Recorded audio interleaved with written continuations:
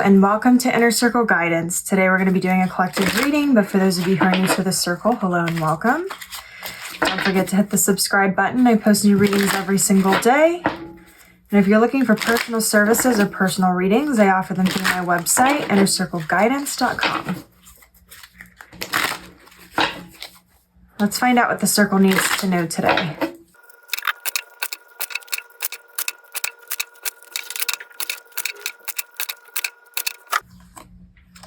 We have the Death and Rebirth card. We have the Fool.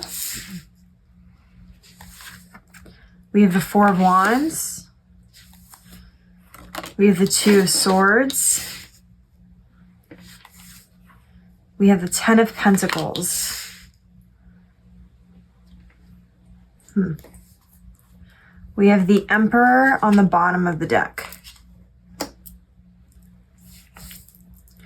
Just out of curiosity, the King of Swords. Okay, I'm going to get clarity on this Two of Swords, though. I'm pretty sure I know where it's going.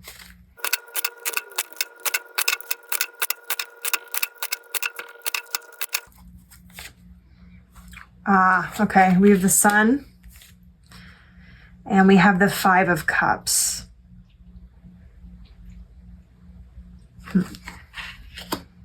Okay. This is a different kind of reading than I was expecting. This is going to be more specific and may not resonate with everyone. So I recommend using your discernment to figure out if this one is for you or not. There is a healing here of masculine energy that's happening in particular. We have the Emperor, we have the Sun, which are both masculine energy type cards. The Sun is an indication of healing specifically, but it's also an indication of success that's happening. And the Emperor is also a card that indicates success. A lot of you are stepping into your power at this time. There's new beginnings that are coming in, there's transformations that are happening, and there's closing out of certain cycles that are happening. A lot of you are aligning to your purpose at this time with this Four of Wands energy. There's a lot of divine guidance. There's a lot of faith that's required on your part, and there's a lot of changes that are happening. There's a lot of healing that is happening. There's a lot of things you're leaving behind with the Five of Cups. But one thing I'm seeing here is that there's something that needs re-examination in your life. I'm getting the impression that this is either a decision in general or a decision that has to do with communication. I'm picking up on this sense where you are moving away from old patterns and old ways of being. But more specifically, the way you communicate and the way that you think about things has shifted. But what I'm seeing is that with the Ten of Pentacles being the card that came out after the Two of Swords, there's a lot of healing that's happening. There's a lot of abundance that's coming in, but there's also breaking of generational curses that's happening here. And some of you may have been chosen specifically to break specific reoccurring negative patterns in your family, in your life. Now, one thing that I'm seeing here is that there may be somebody in your life or a situation in your life that is requiring examination on your part. Something that maybe you have been a little bit blindfolded to, or something that you've chosen to kind of overlook. I keep hearing the word oppression. Some of you have had difficult situations in the past that have oppressed you in some way, shape, or form. That could have been in the way that you thought about yourself and your worth. Maybe something happened or you were told growing up and you were convinced that you were unworthy, that you didn't matter, that the things that happened to you didn't matter, or that you deserve them in some sort of way. The thing that's unclear to me here is whether or not this is all your energy, or if this is energy that is someone's in your inner circle. But what I keep hearing is that there's certain thought patterns and decisions and actions that are being taken that are still keeping you shackled, or keeping this person in your life shackled to certain oppressions, because it's almost like a Stockholm syndrome. It's like the pain and disappointment of whatever it was so internalized and was not given a voice and was not acknowledged, to where decisions began to be made that were perpetuating that particular cycle. For those of you who are resonating with feeling as though you are the curse breaker of your family, there may be somebody in your life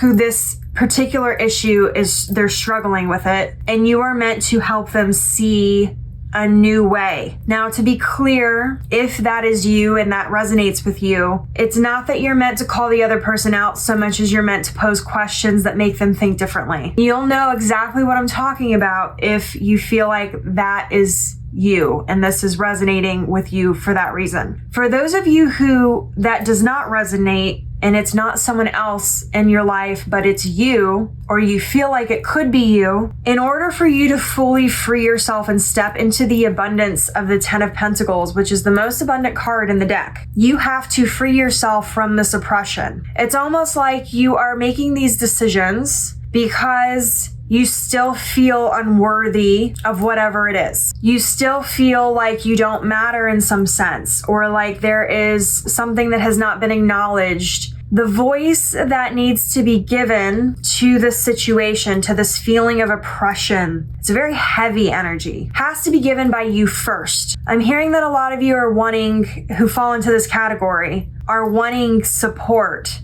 from the people in your family. And there's a lack of understanding there, or there's a lack of consistency, or there's some sort of lacking energy here. It's because it's lacking from you first. You can't receive support from other people if you're not giving it to yourself first. Other people will not listen to you if you're not listening to yourself first. Other people will not acknowledge this pain that you've been carrying around with you until you acknowledge it first. You cannot be free of this energy, of this burden, until you choose to release yourself from it first. I've talked about this a lot in the last several readings. A lot of you are doing certain things first, and so it's leaving you feeling kind of lost, like you don't know what you're meant to be doing. You've been getting a lot of signs.